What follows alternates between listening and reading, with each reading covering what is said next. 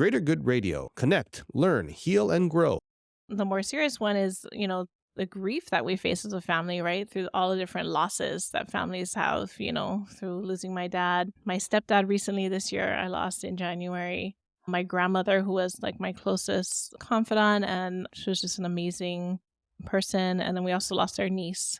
And that was, for my children and for all of us, it left us all with broken hearts, and to be in a space where everybody has a broken heart, the core family, the larger family, the community, and then to try and take care of your own heart while everybody's working on, taking care of their own hearts. It's a heavy thing to do, right? And, time heals for sure.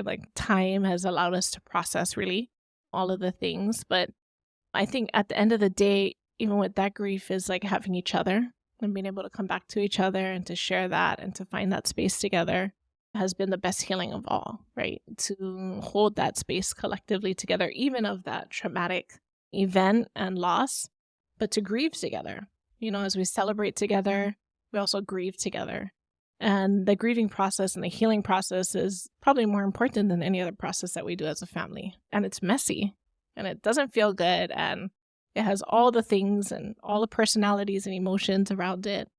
But to hold space for it's important.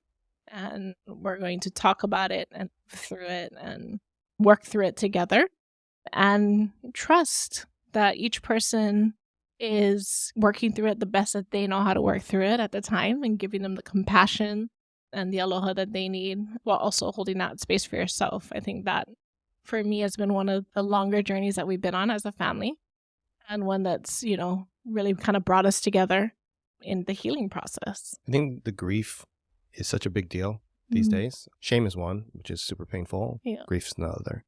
I had 9 friends die last year. And then my father passed away this year.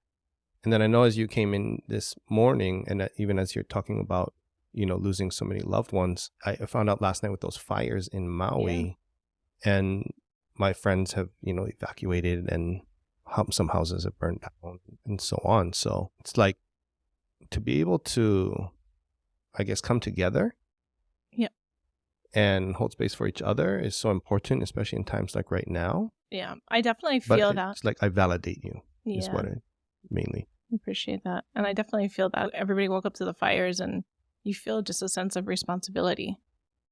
And you don't know what to do with that energy yet, but you feel that, right? And that's, I think, a Hawaii thing too.